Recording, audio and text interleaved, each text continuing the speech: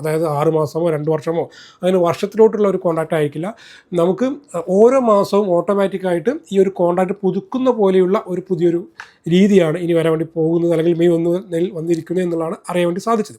അതായത് അങ്ങനെ വരുമ്പോൾ തീർച്ചയായിട്ടും നമുക്കൊരു ചെറിയ ടെൻഷൻ ഉണ്ടല്ലേ, അവർ നമ്മളെ പുറത്താക്കുമോ. അപ്പോൾ അങ്ങനെ പെട്ടെന്ന് നമ്മളെ പുറത്താക്കാനും കഴിയില്ല. കാരണം അത് കോടതിയിലൊക്കെ പോയിട്ട് നമുക്ക് ചോദ്യം ചെയ്യാൻ സാധിക്കും. മതിയായ കാരണമില്ലാതെ ഒരിക്കലും ഒരു വാടകക്കാരനെ പുറത്താക്കാൻ, ഒന്നുമില്ലെങ്കിൽ നമ്മൾ വീട് വൃത്തികേടാക്കി വെച്ചിരിക്കണം, അല്ലെങ്കിൽ കറക്റ്റ് റെൻറ്റ് കൊടുക്കുന്നില്ല എന്നുള്ള പ്രൂഫ് കാണിക്കണം. ഇങ്ങനെ 1-2 കാര്യങ്ങൾ പ്രത്യേകിച്ച് പറയുന്നുണ്ട്. അതൊന്നും ഇല്ലാതെ പെട്ടെന്ന് നമ്മൾ ഒഴിപ്പിക്കാൻ വേണ്ടി സാധിക്കില്ല. മാത്രമല്ല നമുക്ക് ഒഴിയണമെങ്കിൽ 2 മാസം മുമ്പ് നോട്ടീസ് കൊടുത്താലും മതിയാകും. മുൻപ് ഇവിടെ എന്ന് പറയുമ്പോൾ നമുക്ക് ഒഴിയണമെങ്കിൽ ചില സ്ഥലങ്ങളിലൊക്കെ കേട്ടോ, എല്ലായിടത്തും ഉണ്ടെന്ന് അറിഞ്ഞാൽ, ഇപ്പോൾ ലണ്ടനിലെ കാര്യം പറഞ്ഞു, നമ്മളൊരു സ്ഥലത്ത് നിന്ന് ഒഴിഞ്ഞു പോവുകയാണെങ്കിൽ നമ്മൾ 2 മാസം മുമ്പ് നോട്ടീസ് കൊടുത്താലും ചില ഏജൻസികളൊക്കെ പറയും പകരം അവർക്ക് ആളെ കൊടുക്കണം എന്ന് പറയും.